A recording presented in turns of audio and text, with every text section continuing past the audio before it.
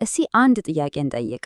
የሰው ልጅ ሕይወት አስቀድሞ የተጻፈ ነው ወይስ እያንዳንዱ ሰው በምርጫው የራሱን መንገድ ይፈጥራል?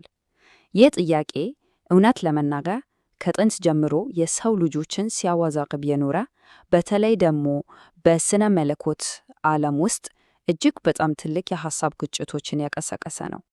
እናም ጥያቄው ይሄ ነው፣ ዕጣ ፈንታችን ታትሟል ወይስ ምርጫዎቻችን በእርግጥም ትርጉም አላቸው?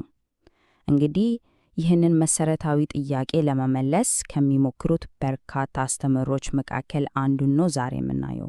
እሱም አርሜኒያኒዝም ይባላል። እንግዲህ በዛሬው ዝግጅታችን የዚህን አስተሳሰብ ጉዞ ከመነሻው እስከ መድረሻው ድረስ አብረን እንቃኛለን። በመጀመሪያ ያነሳነውን መሰረታዊ ጥያቄ እንመለከታለን። ቀጥሎ የአርሜኒያን አመለካከት ምን እንደሆነና አምስቱ ዋና ዋና እምነቶቻቸው ምን እንደሆኑ እናያለን። ከዚያም በዶርት የተካሄደውን ታሪካዊ ክርክር እናነሳለን እና በመጨረሻም ይህ አስተሳሰብ እስከ ዛሬ ድረስ እንዴት ተጽዕኖ እንደፈጠረ እንቃኛለን። እሺ እንጀምር። ታዲያ ይህ ሁሉ ነገር እንዴት ተጀመረ? የአርሜኒያን አመለካከት ዝም ብሎ ከሰማይ የወረደ ነገር አይደለም። አይ በወቅቱ የነበረውን በጣም ስር የሰደደ ስነ መለኮታዊ አስተሳሰብን በቀጥታ በመገዳደር ነው ብቅ ያለው። በቀላል አማርኛ ለማስቀመጥ አርሜኒያኒዝም ምንድን ነው? ዋናው እምብርቱ ይሄ ነው። የሰው ልጆች ድነትን ወይን ለመቀበል አሊያም ደግሞ ላለመቀበል ሁለተኛ ነጻ ፈቃድ አላቸው የሚል ነው እና በዚህ አስተሳሰብ መሰረት እግዚአብሔር ሰዎችን የሚመርጠው እነሱ በራሳቸው ፈቃድ እንደሚያምኑበት አስቀድሞ ስለሚያውቅ ነው እንጂ በዘፈቀደ አይደለም ይላሉ። የዚህ ሁሉ አስተሳሰብ ማዕከል ለሆነው አንድ ሰው አለ። ስሙም ያዕቆብ አርሜኒየስ ይባላል። እሱም የደች ስነ መለኮት ምሁር ነበር። አርሜኒየስ ያው በዘመኑ የነበሩ አንዳንድ ትርጓሜዎችን በድፍረት ይጠይቅ ነበር እና ይሄ ድፍረቱ ከፍተኛ ውዝግብ አስነስቶበት ነበር። እንግዲህ አርሜኒየስ ከዚህ ዓለም በሞት ከተለየ በኋላ ታሪኩ አላለቀም። ተከታዮቹ የእሱን ሐሳቦች ሰብስበው በ5 ቁልፍ ነጥቦች አደራጅተው አቀረቡ። እነዚህ ነጥቦች ታሪክ ውስጥ 5ቱ የተቃውሞ አንቀጾች ተብለው ይታወቃሉ። እስቲ አሁን አንድ በአንድ እንያቸው። እሺ፣ እነዚህን 5 እምነቶች በ4 ዋና ዋና ርዕሶች ልናጠቃልላቸው እንችላለን። የመጀመሪያው እግዚአብሔር ሰዎችን የሚመርጥበት ሁኔታ ነው። ሁለተኛው የኃጢአት ክፍያው ሁሉን አቀፍ መሆኑ ነው። ሶስተኛ ጸጋን የመቃወም ነጻነት እና አራተኛው ደግሞ ድነት ሊጠፋ ይችላል የሚለው ሐሳብ። አሁን እያንዳንዳቸውን ትንሽ በዝርዝር እንመልከታቸው። የመጀመሪያው ነጥብ የምርጫን ሁኔታ ይመለከታል። የአርሜኒያኖች እምነት ይሄ ነው። እግዚአብሔር በቃ እነዚህ ይድናሉ ብሎ በዘፈቀደ አይወስንም፣ በፍጹም። ይልቁንም ማን በእምነት ምላሽ እንደሚሰጥ በዘላለማዊ ዕውቀቱ አስቀድሞ ስለሚያይ በዚያ መሰረት ይመርጣቸዋል። ስለዚህ ምርጫው በሰውየው የወደፊት እምነት ላይ የተመሰረተ ነው ማለት ነው። ሁለተኛው ነጥብ ደግሞ የኃጢአት ማስተሰረይን ይመለከታል። እዚህ ላይ የኢየሱስ ሞት ድነትን ያዘጋጀው ለተወሰኑ ጥቂት ሰዎች ብቻ ሳይሆን ለመላው የሰው ዘር ነው ይላሉ። በቃ ለሁሉም። ይህ ማለት ድነት ለሁሉም ሰው ሊሆን የሚችል ነገር ነው፣ ግን የግድ ሁሉም ይድናል ማለት አይደለም። እያንዳንዱ ሰው በእምነት መቀበል አለበት። ሶስተኛው እምነት ጸጋን ይመለከታል። አዎ የእግዚአብሔር ጸጋ ለድነት በጣም አስፈላጊ ነው ብለው ያምናሉ። ነገር ግን ይህ ጸጋ ሊገፋውት ሊቃወሙት የሚቻል ነው ይላሉ። አንድ ሰው በነጻ ፈቃዱ አልፈልግም ብሎ እምቢ ሊል ይችላል። እዚህ ጋር አንድ ወሳኝ ሐሳብ አላቸው፣ ቅድመ ጸጋ የሚሉት። ይሄ ምንድን ነው? የእያንዳንዱ ሰው ለእግዚአብሔር ጥሪ ምላሽ የመስጠት ችሎታ እንዲኖረው የሚረዳ እንደ መነሻ የሚሰጥ ጸጋ ነው ብለው ያምናሉ። እናም አራተኛው ነጥብ ላይ ደረስን። ምናልባትም ከሁሉም በላይ በጣም አከራካሪው ነጥብ ይሄ ሳይሆን አይቀርም። ምንድነው? አንድ አማኝ ድነቱን ሊያጣ ይችላል የሚለው። አዎ በዚህ አመለካከት ድነት ማለት አንድ ጊዜ ከተቀበሉት በኋላ ለዘላለም ማይለወጥ በቃ የታተመ ነገር አይደለም። አይ አንድ ሰው እምነቱም በነጻ ፈቃዱ ጥሎ ከሄደ ከእግዚአብሔር ካራቀ ያገኘውን ድነት ሊያጣው ይችላል ብለው የሚያምኑት። እንግዲህ መገመት እንደሚቻለው እነዚህ ሐሳቦች በወቅቱ በነበረው ሥርዓት ላይ ልክ እንደ መሬት መንቀጥቀጥ ነበር ያናወጡት። ውዝግቡ በጣም ተባብሶ ጉዳዩን እልባት ለመስጠት አንድ ታላቅ ዓለም አቀፍ ጉባኤ እንዲጠራው አስገደደ። ይህ በዶርት ከተማ የተደረገው ታላቁ የሐሳብ ፍልሚያ ነበር። የአርሜኒያኒዝም አስተምህሮ ለፍርድ የቀረበበት ትልቅ መድረክ። የግጭቱን መባባስ እስቲ በጊዜ ቀደም ተከተል እንየው። በ/806 ያዕቆብ አርሜኒየስ ሞተ። ግን ውዝግቡ አብሮት አልሞተም። እንዲያውም ከአንድ ዓመት በኋላ በ/809 ተከታዮቹ እነዚያን 5 አንቀጾች በይፋ አወጡ።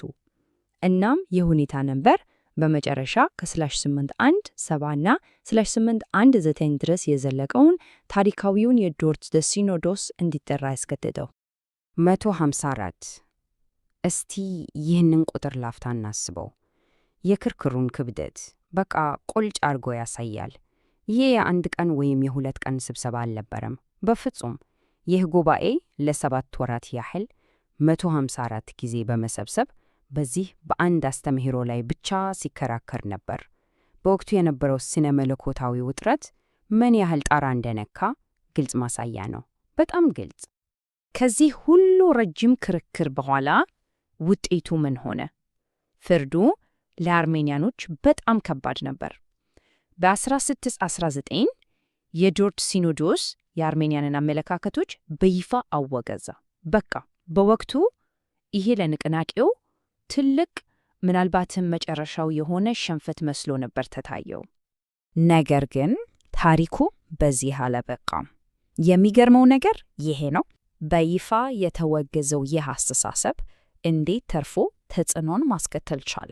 የመጨረሻው ክፍላችን ይህንን አስገራሚ የመትረፍና እንደገና የማንሰራራት ታሪክ ነው የሚዳስሰው። እንግዲህ በዶርት ጉባኤ ላይ ቢወገዝም የአርሜኒያኒዝም አስተሳሰብ አልጠፋም። ጭራሽ እንደገና አበበ። በተለይ በ18ኛው ክፍለ ዘመን በጆን ዌስሊ አማካኝነት የሜቶዲስት ንቅናቄ ዋና ስነ መለኮት እስከ መሆን ደረሰ። ከዚያም አልፎ በብዙ የባፕቲስት አብያተ ክርስቲያናት ላይም ከፍተኛ ተጽዕኖ አሳድሯል። እና እስከ ዛሬ ድረስ ስለ ነጻ ፈቃድና ስለ ድነት በሚደረጉ ክርስቲያናዊ ክርክሮች ውስጥ ይህ አስተሳሰብ በጣም ትልቅ ድምፅ አለው። እናም በመጨረሻ አንድ ጥያቄ ጋር እንደርሳለን። እነዚህ በመቶዎች የሚቆጠሩ ዓመታትን ያስቆጠሩ ሐሳቦች ዛሬ በእምነትና በግላዊ ኃላፊነት ላይ ያሉንን አመለካከቶች የሚቀርጹት እንዴት ነው? ይህ ሁላችንም ልናስበት የሚገባ ጥያቄ ነው። ሰላም። በዘመናዊው ክርስትና ውስጥ በጣም ተለዋዋጭ እና በሚገርም ፍጥነት እያደገ ያለ አንድ ንቅናቄ አለ። በዓለም ዙሪያ በሚሊዮኖች የሚቆጠሩ ሰዎችን ልብ የነካ። ዛሬ የምንመለከተው የፔንቴኮስቴ እምነትን ምንነት ነው። እስቲ በጥልቀት እንየው። እንግዲህ የፔንቴኮስቴ እምነት ምንድነው ብለን ስንጠይቅ መሰረታዊ መልሱ ይሄ ነው። በቃ በንደፈ ሐሳብ ወይም በሥርዓት ብቻ የሚታወቅ ሳይሆን አማኞች በግላቸው በቀጥታ እና በኃይል ሊለማመዱት የሚገባ እምነት ነው የሚለው ላይ ያተኩራ። ያው ዋናው ነገር ልምምዱ ላይ ነው። አዎ፣ የዚህ ንቅናቄ እምብርት አንድ ማዕከላዊ ሐሳብ ነው። ይኸውም እያንዳንዱ አማኝ ከእግዚአብሔር ጋር ቀጥተኛ እና ግላዊ የሆነ ግንኙነት ሊኖረው ይችላል የሚለው ነው። ይህ ማለት ደግሞ እምነቱ በአእምሮ ብቻ ተወስኖ የሚቀር ነገር አይደለም። ከዚያ ይልቅ በልብ የሚሰማ፣ በመንፈስ የሚለማመዱት እና በሕይወት ውስጥ በግልጽ የሚታይ ነገር መሆን አለበት ነው የሚለው። ያው ከሐሳብ በላይ የሆነ ስሜት ነው ዋናው። እሺ፣ ታዲያ ይህ በልምምድ ላይ የተመሰረተ እምነት በተግባር ሲገለጽ ምን ይመስላል? የፔንቴኮስቴን እምነት ከሌሎች ለየት የሚያደርጉትን 3 ቁልፍ ባህሪያት እስቲ አንድ በአንድ እንመልከት። እንግዲህ የፔንቴኮስቴ እምነት ልምምድ በ3 ዋና ዋና ምሰሶዎች ላይ ነው የቆመው። እያንዳንዳቸው የአማኙን መንፈሳዊ ጉዞ በመቅረጽ ረገድ በጣም ወሳኝ ሚና ይጫወታሉ። አንደኛውና ዋነኛው ይሄ ነው፣ በመንፈስ ቅዱስ መጥመቅ። ይህ ደግሞ አማኞች ድነዋል ብለው ካመኑ በኋላ የሚያገኙት ሁለተኛ አይነት ልምምድ እንደሆነ ይታመናል። ይህ ጥምቀት ለመንፈሳዊ አገልግሎት ልዩ ኃይል ይሰጣል ብለውም ያምናሉ። ሁለተኛው ምሰሶ ደግሞ መንፈሳዊ ስጦታዎች ናቸው። በአዲስ ኪዳን መጽሐፍት ውስጥ የተጠቀሱት ስጦታዎች ዛሬም በቤተ ክርስቲያን ውስጥ በንቃት እየሰሩ ነው የሚል ጠንካራ እምነት አላቸው። ለምሳሌ በልሳናት መናገር ወይም በሌላ ስሙ ግሎሶላሊያ፣ መለኮታዊ ፈውስ፣ ትንቢት መናገር፣ እነዚህ ሁሉ የዚህ እምነት ዋነኛ መገለጫዎች ሆነው ይወሰዳሉ። ሦስተኛውና በጣም የሚታወቀው ባህሪ ደግሞ የአምልኮ ዘይቤው ነው። የጴንጤቆስጤ አብያተ ክርስቲያናት ውስጥ የሚደረግ አምልኮ በጣም ሕያው ነው፣ ጉልበት የተሞላበት እና ሁሉም ሰው ተሳታፊ የሚሆንበት አይነት ነው። ይህ ደግሞ በዘመናዊ ዝማሬዎች፣ በጭብጨባ፣ በኃይለኛ ጸሎት እና በሌሎችም መንገዶች ይገለጻል። እሺ፣ እስካሁን ምንነቱን አይተናል። አሁን ደግሞ ወደ ታሪኩ እንግባ። ይሄ በመላው ዓለም የተስፋፋው ንቅናቄ እንዴትና ከየት ነው የተቀጣጠለው? የሚገርመው ነገር ሁሉም ነገር የተቀጣጠለው በአንድ ታሪካዊ ክስተት ነው። የንቅናቄው ታሪክ ወደ 20ኛው ክፍለ ዘመን መጀመሪያ ይወስደናል። በተለይ ደግሞ በ1906 ዓመተ ምህረት በሎስ አንጀለስ አሜሪካ ውስጥ አዙዛ ስትሪት በሚባል ቦታ የተከሰተው መንፈሳዊ መነቃቃት ለንቅናቄው ዓለም አቀፋዊ መስፋፋት እንደ ዋና ፍንጣቂ ወይም ማቀጣጠያ ሆኖ ነው የሚታየው። አዎ፣ የአዙሳ ስትሪት መነቃቃት ታሪካዊ ፋይዳው በጣም ከፍተኛ ነበር። ብዙዎች ለንቅናቄው ዓለም አቀፋዊ መስፋፋት እንደ ማቀጣጠያ ነበር ይሉታል። የዘመናችን የፔንቴኮስቴ እምነት እንዲፈነዳና እንዲሰራጭ ትልቅ ሚና ተጫውቷል። እሺ፣ ወደ መጨረሻው ክፍላችን ስንመጣ ደግሞ የጴንጤቆስቴ እምነት እንዴት ነው እንዲህ በሚያስደንቅ ፍጥነት ሊያድግ የቻለው? በዓለም ዙሪያ የሚገኙ በሚሊዮን የሚቆጠሩ ሰዎችን ልብ እንዴት ሊነካ ቻለ? እስቲ ምክንያቶቹን እንመልከት። የእድገቱ መጠን እጅግ በጣም ግዙፍ ነው። በእርግጥም በተለይ ደግሞ በአፍሪካ እና በላቲን አሜሪካ ባሉ ሀገራት ከፍተኛ ተቀባይነት አግኝቶ በፍጥነት እየተስፋፋ ያለ ንቅናቄ ነው። ለዚህ ስኬት ሁለት ዋና ዋና ምክንያቶች ይጠቀሳሉ። በአንድ በኩል የሰዎችን መሠረታዊ ፍላጎቶች ያሟላል። ለምሳሌ አማኞች የሚደጋገፉበት ንቁ ማህበረሰብ መፍጠሩ እና የተስፋ መልእክት ማስተላለፉ። በሌላ በኩል ደግሞ ከአካባቢው ባህሎች ጋር በቀላሉ የመጣጠም እና ዘመናዊ ሙዚቃን የመጠቀም ብቃቱ ከሰዎች ጋር ጠንካራ ግንኙነት እንዲፈጠር አስችሎታል። እንግዲህ እስካሁን ያየናቸውን ነጥቦች ስናጠቃልላቸው 4 ቁልፍ ሐሳቦችን እናገኛለን። አንደኛ፣ እምነቱ በግላዊ ልምምድ ላይ የተመሠረተ መሆኑ። ሁለተኛ፣ በመንፈስ ቅዱስ ሥራ ላይ ያለው ጠንካራ ትኩረት። ሦስተኛ፣ የአዙሳ ስትሪት ታሪካዊ ሚና እና አራተኛ፣ በዓለም ዙሪያ ካሉ የተለያዩ ባህሎች ጋር የመጣጣም አስደናቂ ችሎታው። በመጨረሻም እስቲ በዚህ አእምሮን በሚያነቃቃ ጥያቄ እንለያይ።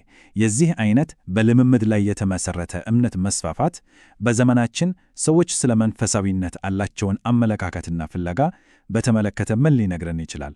በዚህ ላይ ትንሽ ብናስበት። ዛሬ የምንገባበት ርዕስ በጣም አነጋጋሪ ነው። እስቲ ያስቡት። የምንናገራቸው ቃላት ሀብትን ሊፈጥሩ ይችላሉ ወይም ጤናን ሊያመጡ ይችላሉ። እንግዲህ ዛሬ የምንመረምረው የእምነት ቃል እንቅስቃሴ የሚባለውን ብዙዎቻችን ደግሞ የብልጽግና ወንጌል በሚል ስያሜ የምናውቀውን አስተምህሮ ነው። እስቲ በዚህ መሰረታዊ ጥያቄ እንጀምር።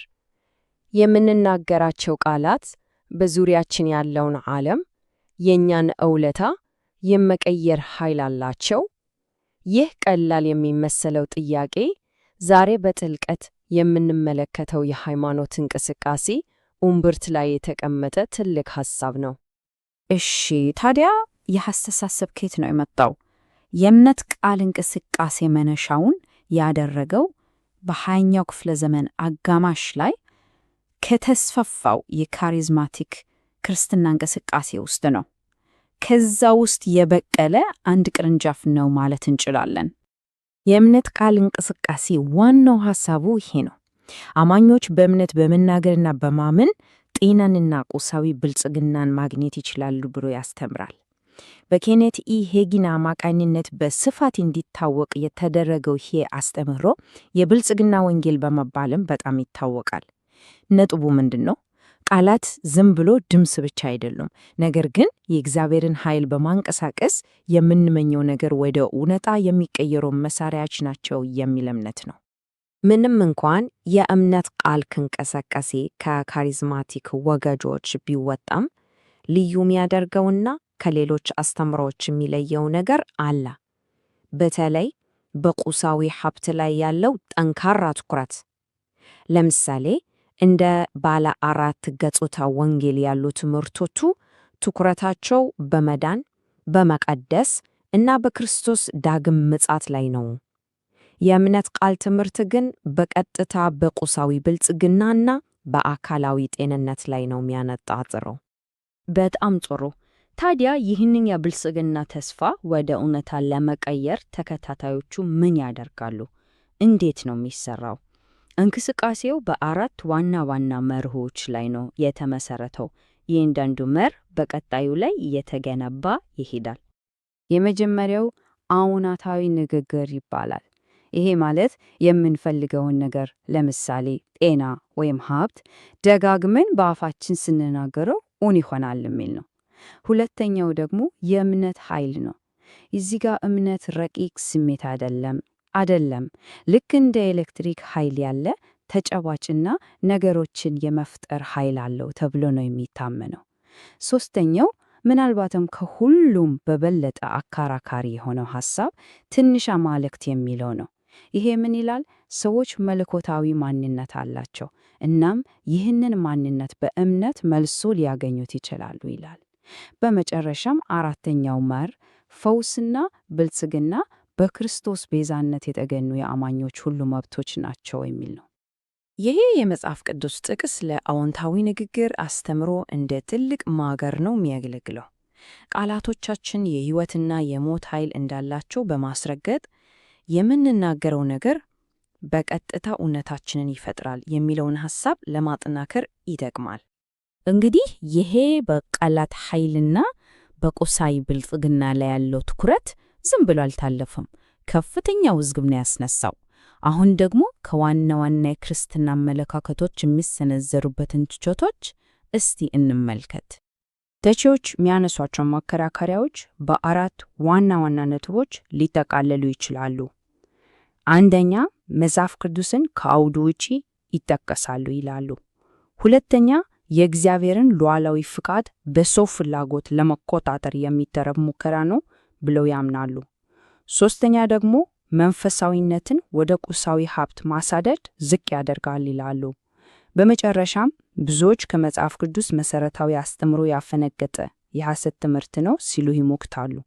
ልዩነቱን ይበልጥ ግልጽ ለማድረግ ይህንን ንጽጽር ብንመለከት ጥሩ ነው። በእምነት ቃል አስተምሮ እምነት ማለት ውጤትን የሚያስገኝ ኃይል ነው። በተቺዎች ዘንድ ግን እምነት ማለት በእግዚአብሔር ሉዓላዊነት ሙሉ በሙሉ መታመን ነው። በተመሳሳይ መልኩ የእምነት ቃል አስተምሮ መለኮታዊ ፈቃድን በቃላት መቆጣጠር ይቻላል ሲል፣ ተቺዎች ደግሞ ዋናውን ነገር ከእግዚአብሔር ፈቃድ ጋር መስማማት ነው ይላሉ።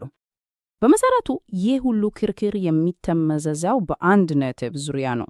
እሱም እምነት ምንድን ነው ለሚለው ጥያቄ በሚሰጠው የተለያየ መልስ ላይ ነው። የልዩነቱ ምንጭ እዚህ ጋር ነው። አጠቃላይ ውዝግቡን በአንድ ወሳኝ ልዩነት ማጠቃለል እንችላለን። አንደኛው ወገን እምነትን ልክ እንደ መቆጣጠሪያ ቁልፍ ውጤቶችን ለማዘዝ የምንጠቀምበት ኃይል አድርጎ ሲመለከተው፣ ሌላኛው ወገን ደግሞ እምነት ማለት ውጤቱ ምንም ይሁን ምን በሉዓላዊው እግዚአብሔር ላይ ሙሉ በሙሉ መታመን ነው ይላል። እናም የዛሬውን ትንታኔ ስንዘጋው በዚህ ጥያቄ ላይ እያሰላሰልን እንለያይ። እምነት አንድን ነገር ለማግኘት የምንከተለው ቀመር ነው ወይስ ከዛ የላቀ ነገር ነው? በእምነትና በቀመር መካከል ያለው መስመር የት ላይ ነው ያለው? ይህንን ማሰላሰል የዚህን ውስብስብ አስተምህሮ ልቡ ለመረዳት የሚረዳ ይመስለኛል። ስለ ፕሮቴስታንት ተሐድሶ ስናወራ ወዲያው አእምሮአችን ላይ የመጣው አንድ ስም ነው አይደል? ማርቲን ሉተር። ግን እውነቱን ለመናገር ታሪክ ውስጥ ላይ ብቻ አያልቅም። ከጀርመን ወጣ ብሎ በስዊዘርላንድ ተራሮች ስር ሌላ አይነት አብዮታዊ ሐሳብ እየተከታተለ ነበር። እናም በዚህ ትንታኔ ብዙ ጊዜ በታሪክ ውስጥ ብዙም ትኩረት ያልተሰጠውን ነገር ግን የፕሮቴስታንት እምነትን ቅርጽ በማስያዝ ረገድ ትልቅ ሚና የተጫወተውን ኡልሪክ ዙዊንግሊን እንመለከታለን። እውነት ነው። ይህ ጥያቄ ወሳኝ ነው። ታሪክን በአንድ ሰው ጀግንነት ብቻ ስንመለከት ትልቁን ምስል እንስታለን። የተሐሰበ እንቅስቃሴ የአንድ ሰው ትግል ብቻ አልነበረም። በተለያየ ቦታዎች የተቀጣጠሉ የሐሳብ እሳዎች ውጤት ነበር እንጂ። እናም ይህን ጥያቄ ማንሳታችን መጋረጃውን ገልጠን በወቅቱ ከነበሩት ታላላቅ ተጽዕኖ ፈጣሪዎች አንዱ የነበረውን ኡልሪክ ዙዊንግሊን እንድናገኘው ይረዳናል። እንግዲህ የዛሬው ጉዟችን ይህን ይመስላል። ከዙዊንግሊ እንቅስቃሴ ጅማሩ ጀምረን ዋና ዋና መርሆችን እንቃኛለን፣ ከሉተር ጋር ያጋጨውን ቁልፍ ልዩነት እናያለን እና በመጨረሻም ደግሞ ያስከተለውን ዘላቂ ተጽዕኖ እየዳሰስን እንጓዛለን። እሺ፣ ታሪካችን የሚጀምረው በ13ኛው ክፍለ ዘመን ዙሪክ ስዊዘርላንድ ውስጥ ነው። በወቅቱ አውሮፓ በሙሉ በለውጥ ማዕበል እየተናወጨች ነበረ። ዙሪክ ውስጥ የነበረው ዙዊንግሊ ደግሞ ከሉተር በተለየ መልኩ የራሱን የተሐድሶ ድምፅ ማሰማት ጀምሮ ነበር። ታዲያ ዙዊንግሊያኒዝም ስንል ምን ማለታችን ነው? በቃ የዚህ አስተሳሰብ እምብርት አንድ ቀላል ግን በወቅቱ በጣም አብዮታዊ የሆነ መርህ ነው። ይኸውም ብቸኛው የመጨረሻ ባለሥልጣን መጽሐፍ ቅዱስ ነው የሚለው።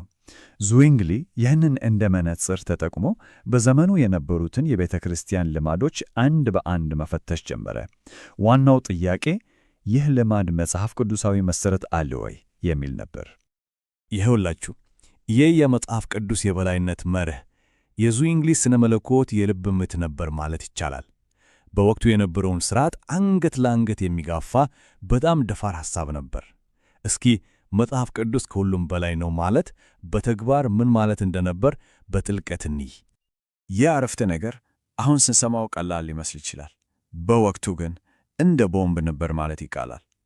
ለዘመናት ያህል እውነት የሚመነጨው ከጳጳሱ፣ ከቤተ ክርስቲያን ጉባኤዎች እና ከትውፊት ነበር። ዙዊንግሊ ይህን ሁሉ ገልብጦ ብቸኛውን መመዘኛ የእግዚአብሔር ቃል ብቻ አደረገ። ይህ ማለት በተግባር ምንድን ነው? የሥልጣን ተዋረዱን በሙሉ መናድ ነበረ። የቤተ ክርስቲያን ጉባኤዎች የወሰኑት ውሳኔ የታላላቅ ሊቃውንት ትምህርት ወይም ለዘመናት የቆየ ወግ ቢሆንም በመጽሐፍ ቅዱስ ሚዛን ላይ ሲመዘን ካልደፋ ምንም ዋጋ የለውም የሚል አቋም ያዘ። ይህ በቀጥታ የቤተ ክርስቲያንን ሥልጣን ማጋፋት ነበር። እሺ፣ ንድፈ ሐሳቡ ይሄ ነው። በተግባር ግን ምን ይመስል ነበር? ዙዊንግሊ መጽሐፍ ቅዱስን ብቻ ተከትሎ ቤተ ክርስቲያንን ማጽዳት ሲጀምር ብዙ ነገሮች መለወጥ ነበረባቸው። እስኪ ያጸዳቸውንና ያስቀራቸውን ቁልፍ ነጥቦች እንይ። የዙዊንግሊ ዋነኛ ዓላማ አምልኮን ወደ መጽሐፍ ቅዱሳዊ መሠረቱ መመለስ ነበር። እናም በመጀመሪያ ዓይን የሚይዙ ነገሮችን አስወገደ። ምስሎችና የቅዱሳን ስዕሎች ከቤተ ክርስቲያን ወጡ። በመቀጠል ከመጽሐፍ ቅዱስ ውጪ ነው ያለውን የመንጽሔን ወይም ፐርጌትሪ ትምህርት ተቃወመ። በመጨረሻም ግልጽ የሆነ መስመር አሰመረ። የቤተ ክርስቲያንና የመንግሥት ሥልጣን ተለያይቷል፣ አንዱ በሌላው ግዛት ጣልቃ መግባት የለበትም አለ። ነገር ግን የተሐድሶን እንቅስቃሴ ለሁለት ሊከፍለው የደረሰው ትልቁ የሐሳብ ልዩነት የመጣው እዚህ ላይ ነው። ስለ ጌታ እራት የነበረው አመለካከት። ዙዊንግሊ ቁርባን የምንወስደው የክርስቶስን መሥዋዕትነት ለማስታወስ ነው፣ ሙሉ በሙሉ ምሳሌያዊ ነው ብሎ ሲያስተምር የካቶሊክን ትምህርት ብቻ ሳይሆን አብሮት ይታገል የነበረውን የሉተርንም ጭምር የተቃወመ ነበር። አሁን ደግሞ በዚህ ትንታኔ ውስጥ ወዳለው ዋናው የክርክር ነጥብ ደርሰናል። ሁለቱም ተሐድሶ አራማጆች ቢሆኑም ዙዊንግሊ እና ማርቲን ሉተር በአንድ ወሳኝ ጉዳይ ላይ በፍጹም ሊስማሙ አልቻሉም። ይህ አለመስማማት የፕሮቴስታንት ንቅናቄን ለሁለት ከፍሎታል። ልዩነቱ ቀመናችሁ በአንድ ቃል ላይ የተመሠረተ ነበር፣ ነው በሚለው ቃል ላይ። ሉተር ይህ ሥጋዬ ነው የሚለውን ቃል በቃል ነው የወሰደው፣ ክርስቶስ በአካል በዳቦ ውስጥ ይገኛል አለ። ዙዊንግሊ በበኩሉ ይሄ ማለት ይህ ሥጋዬን ይወከላል እንደማለት ነው ብሎ ተከራከረ። የክርስቶስ መገኘት በአማኞች ልብ ውስጥ በእምነት የሚፈጸም መንፈሳዊ ጉዳይ ነው አለ። ይህ ትንሽ የሚመስል የትርጉም ልዩነት በመካከላቸው ሊደፈን የማይችል ገደል ፈጠረ። እና እዚህ ላይ ደግሞ አንድ በጣም ይገርም ነገር አለ። ዙዊንግሊ ራሱን እንደ ሉተር ተማሪ በፍጹም አይቆጠርም ነበር። እንዲያውም በአንድ ወቅት የሉተርን ጽሑፎች ያነበብኩት እሱ ካስተማረኝ ነገር ለመማር ሳይሆን እኔ ከመጽሐፍ ቅዱስ ያገኘሁት እውነት ከእሱ ጋር ይሰማ መሆኑን ለማየት ብቻ ነው ብሎ ተናግሯል። ይህ የራሱን መንገድ የተከተለ ራሱን የቻለ ተሐድሶ አራማጅ እንደነበር በግልጽ ያሳያል። ታዲያ የሁሉ ክፍፍል የዙዊንግሊን ሐሳቦች አዳከማቸው ወይስ አጠነከራቸው? እሱ ከሞተ በኋላስ አስተሳሰቦቹ ምን ላይ ደረሱ? በመጨረሻው ክፍላችን የዙዊንግሊን ዘላቂ አሻራና ውርስ እንመለከታለን። የሚገርመው የዝዊንግሊ ሐሳቦች በዙሪክ ብቻ ተወስነው አልቀሩም። እሱ ካለፈ በኋላ የእሱ ስነ መለኮት በይፋ ተሰብስቦ ተጻፈ።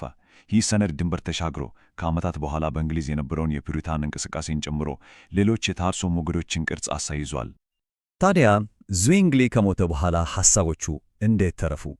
እዚህ ላይ ነው ሃይንሪክ ቡሊንጀር የሚባል ሰው ወደ ታሪኩ የሚገባው። እሱን የተካው ይህ ሰው የዝዊንግሊን ትምህርቶች በደንብ በማደራጀትና በመሰነድ ለትውልድ እንዲተላለፉ አድርጓል። ይህ ለዝዊንግሊያኒዝም ቀጣይነት ትልቅ አስተዋጽኦ ነበረው። እናም በዚህ ጥያቄ እንጨርስ። ታሪክን ቢሆን ኖሮ ብሎ ማሰብ ሁሌ ማስደሳች ነው። አንድ ጊዜ አስቡት እስኪ የዝዊንግሊ ምሳሌያዊ አመለካከት በሉተር አካላዊ እምነት ላይ አሸንፎ ቢሆን ኖሮ ዛሬ የምናውቀው ፕሮቴስታንት ምን አይነት የተለየ መልክ ሊኖረው እንደሚችል መገመት ይቻላል። ይህ ጥያቄ ያ የድሮ ስነ መለኮታዊ ክርክር ዛሬም ድረስ የሚዘልቅ ምን ያህል ጥልቅ ተጽዕኖ እንዳለው ያስታውሰናል።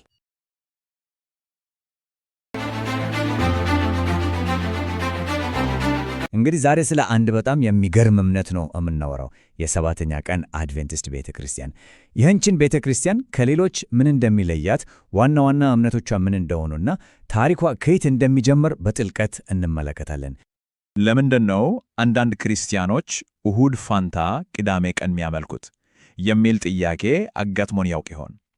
ይሄ ጥያቄ በጣም ወሳኝ ነው፣ ምክንያቱም መልሱ በቀጥታ ወደ ሰባተኛ ቀን አድቬንቲስት ቤተ ክርስቲያን ዋና መለያ ባህሪ ይወስደናል። እሺ፣ እንግዲህ ወደ ዋናው ጉዳይ እንግባ። ይሄ የተለየ የአምልኮ ቀን የአንድ ዓለም አቀፍ እምነት መለያ ምልክት የሆነው ነገር ምስጢሩ ምንድን ነው? ለምንድን ነው ቅዳሜ? እሺ፣ የሰባተኛ ቀን አድቬንቲስት ስንል በውል ምን ማለታችን ነው? በቃ ነገሩን በቀላሉ ስናየው በሦስት ዋና ዋና ነገሮች ላይ የተመሠረተ እምነት ነው። አንደኛ፣ ቅዳሜን እንደ ሰንበት ማክበራቸው። ሁለተኛ፣ የኢየሱስ ዳግም ምጽአት በጣም ቅርብ ነው ብሎ ማመናቸው። ሦስተኛ ደግሞ ይህ በጣም የሚገርም ነው፣ ከሞት በኋላ ስላለው ሕይወት አላቸው አመለካከት ከብዙዎች ይለያያል። ያው የሚገርመው ነገር መልሱ እኮ በራሱ በስሙ ውስጥ ነው ያለው።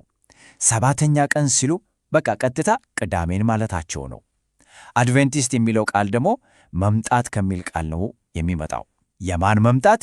የኢየሱስ ዳግም ምጽአት። ስለዚህ ስሙ ራሱ የእምነቱን ሁለት ዋና ምሰሶዎች ይዞልናል ማለት ነው። ግን ነገሩ ቅዳሜን ከማክበር ብቻ አያልግም። ያ ልክ የበረዶ ግግር ጫፍ እንደማየት ነው። ከስር ከዚህ ልማድ ጀርባ በጣም ሰፋ ያሉ ሌሎች መሠረታዊ እምነቶች አሉ። እስቲ ትንሽ ጠለቅ ብለን እንያቸው። እሺ እንመልከት። አንደኛ፣ የኢየሱስ ዳግም ምጽአት ጉዳይ ቅርብ ነው ብሎ ነው የሚያምኑት። በቃ በቅርቡ ሁሉም በሚያየው መልኩ በዓለም ዙሪያ ይመጣል ብሎ ይጠብቃሉ። ሁለተኛ፣ መጽሐፍ ቅዱስ ለነሱ የመጨረሻው ቃል ነው፣ ሌላ ምንም አያሻማ። ሦስተኛ፣ የጤና ጉዳይ ለጤና ማኗኗር በጣም ትልቅ ቦታ አላቸው።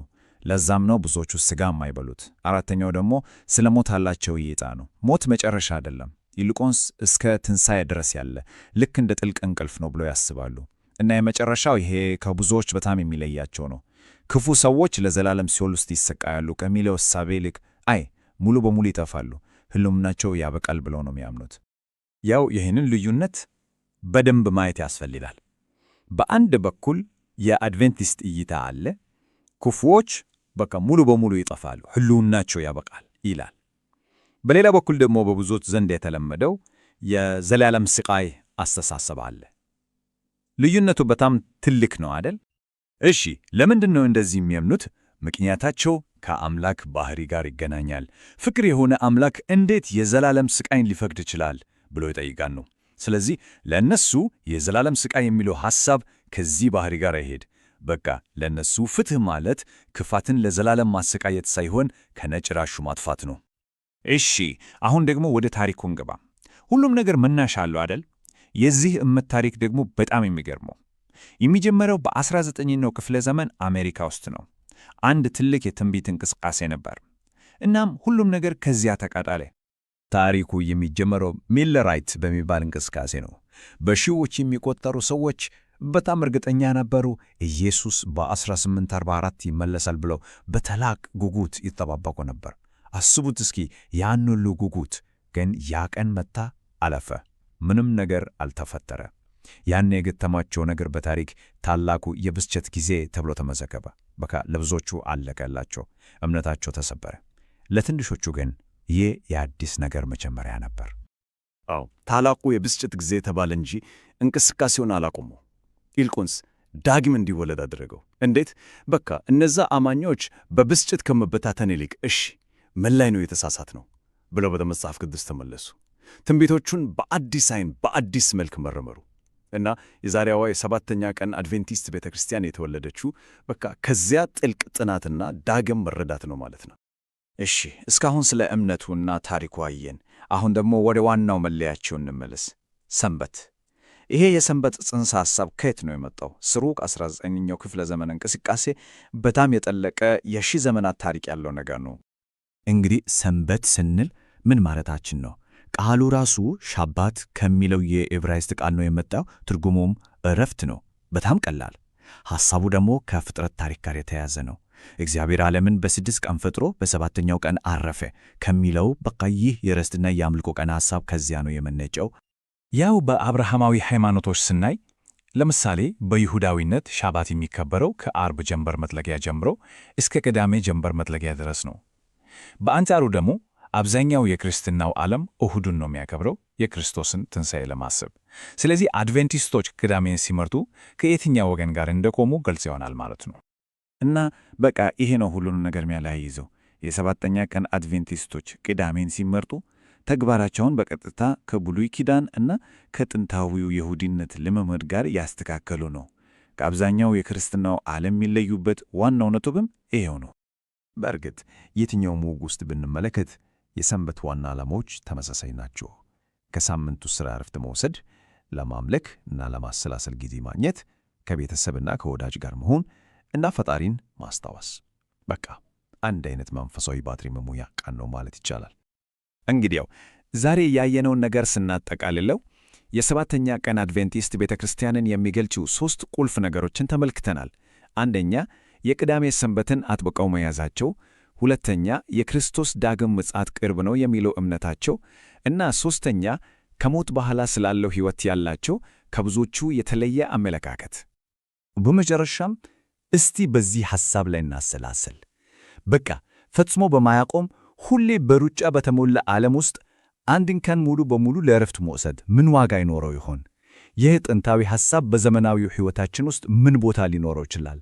እስቲ እናስበት። በክርስትና እምነት እምብርት ላይ የተቀመጠ አንድ በጣም ወሳኝ አስተምሮ አለ፣ የሥላሴ አስተምሮ። ግን ይህንን ጽንሰ ሐሳብ በተለየ መንገድ የሚረዱ እንቅስቃሴዎች እንዳሉስ? እስኪ ዛሬ ከዋናው መንገድ ወጥተው የራሳቸውን ስነ መለኮታዊ ጉዞ የጀመሩትን እነዚህም ቡድኖች እንቃኝ። እንግዲህ ሁሉም ነገር የሚጀምረው ከዚች መሰረታዊ ጥያቄ ነው። ሥላሴ ምንድን ነው? ምክንያቱም ለዚች ጥያቄ የሚሰጠው መልስ ነው ዛሬ የምናያቸውን ቡድኖች ከሌላው የክርስትና ዓለም የሚለይበት ዋናው ነጥብ። በዋናው የክርስትና አስተምሮ መሰረት ሥላሴ ማለት እግዚአብሔር አንድ ነው፣ ነገር ግን በ3 እኩልና ዘላለማዊ አካላት ይገለጻል። እነሱም አብ፣ ወልድ ወይም ኢየሱስ ክርስቶስ እና መንፈስ ቅዱስ ናቸው። ያው ይሄ 3 በአንድ የሚለው ሐሳብ ቀላል አይደለም። ለዛም ነው ለተለያዩ ትርጓሜዎች በር የከፈተው። እንግዲህ በዛሬው ጉዟችን መጀመሪያ ይህ ዋና አስተምሮ እንዴት እንደተገዳደረ እንመለከታለን። በመቀጠል የአንድነት እና የዩኒታሪያን እንቅስቃሴዎችን እናያለን። ከዛ ወደ ተሐድሶዊነት ግብ እናመራለን። በመጨረሻም እነዚህን ተለያዩ እምነቶች በማጠቃለል እናነጻጽራለን። እሺ፣ የመጀመሪያው ክፍላችን የተለያዩ መንገዶች እንዴት ተፈጠሩ የሚለውን ይመረምራል። እዚህ ላይ ዓላማችን የትኛው ነው ትክክል፣ የትኛው ነው ስህተት ብሎ መፍረድ አይደለም፣ በፍጹም።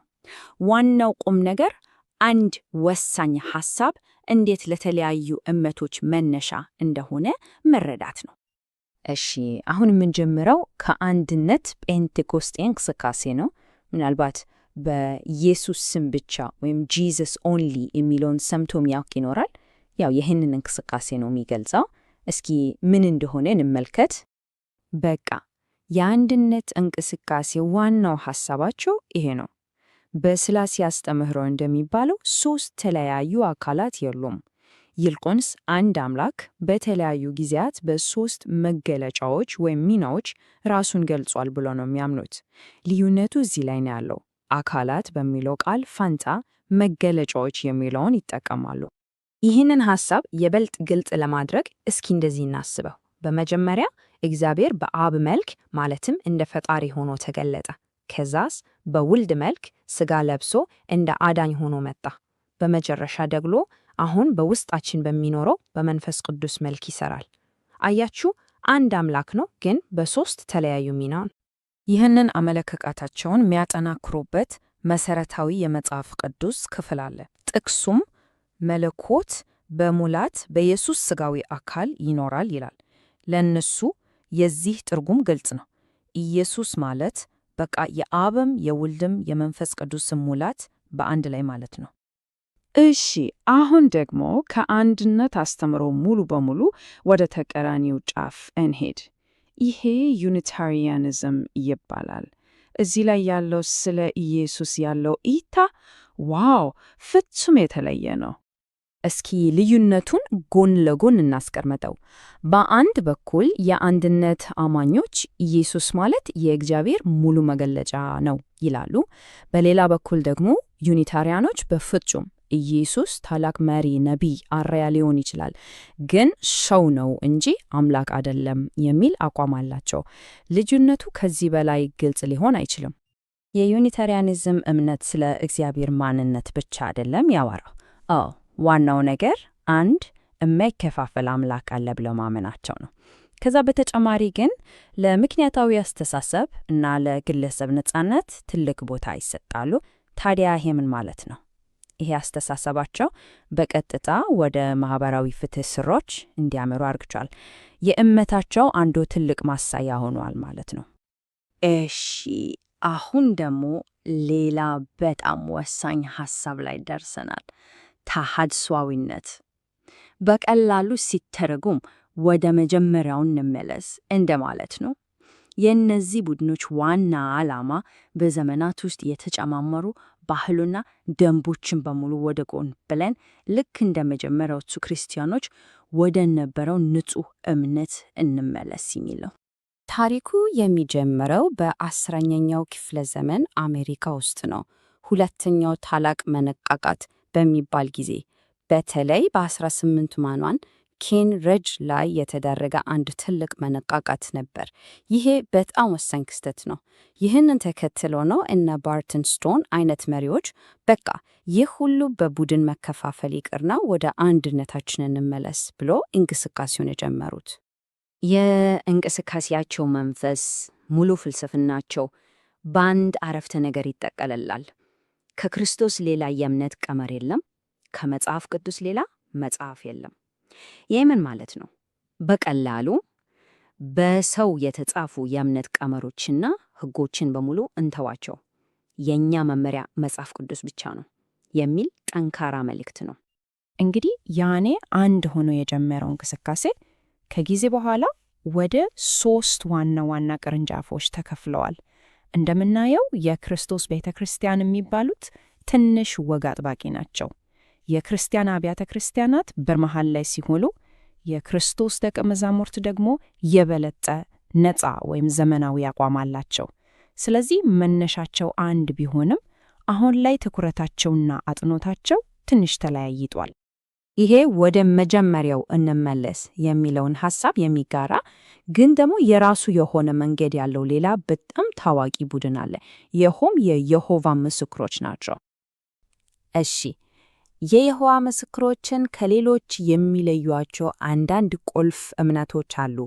ለምሳሌ ኢየሱስ አምላክ ነው ብለው አያምኑም። ይልቁንስ በአብ የተፈጠረ የመጀመሪያው ፍጡር ነው ይላሉ። መንፈስ ቅዱስንስ እንደ ሦስተኛ አካል ሳይሆን እንደ እግዚአብሔር የሚንቀሳቀስ ኃይል ነው ብለው ነው የሚያምኑት። እንደሚታየው እነዚህ አስተምህሮቶች ከዋናው የክርስትና መስመር በጣም ይለያሉ። እሽ፣ አሁን እስካሁን ያየናቸውን ተለያዩ ሐሳቦች በሙሉ እስኪ አንድ ላይ እናምጣቸው። ጥያቄው ይህ ሁሉ ልዩነት ለምን አስፈለገ? ወይም አንድምታው ምንድን ነው? ይሄ ምስል ልዩነቱን በጣም በሚገርም ሁኔታ ነው የሚያሳየው። በአንደኛው ጫፍ የአንድነት ጴንጤቆስቴዎች አሉ። ኢየሱስ ሙሉ በሙሉ አምላክ ነው ይላሉ። በተቃራኒው ጫፍ ደግሞ ዩኒታሪያኖች አይ ሰውና ነቢይ ነው ይላሉ። በመሃላቸው ደግሞ የሆዋ ምስክሮች የተፈጠረ ፍጡር ነው የሚል አቋም ይዞ እናገኛለን። በመጨረሻ የምንረዳው ትልቁ ነገር ይሄ ይመስለኛል። የአንድ አስተምህሮ ትርጓሜ ብቻ እንዴት ፍጹም ተለያዩ ማህበረሰቦች መፍጠር እንደሚችል ነው። እያንዳንዱ ቡድን የራሱን ታሪክ፣ የራሱን ልምምድ፣ ስለ ፈጣሪም የራሱን መረዳት ይዞ ይጓዛል። እና ይሄ ሁሉ የጀመረው ስለ እግዚአብሔር ማንነት ከተነሳች አንዲት መሰረታዊ ጥያቄ ነው። እናም በዚች ትልቅ ጥያቄ ነው ዛሬ የምንደምደመው። አንዲት ነጠላ ሐሳብ፣ ስለ እግዚአብሔር ማንነት ያለች ሐሳብ እንዴት ነው ይህን ያህል የተራራቁና የተለያየ የእምነት ዓለሞችን መፍጠር የቻለችው?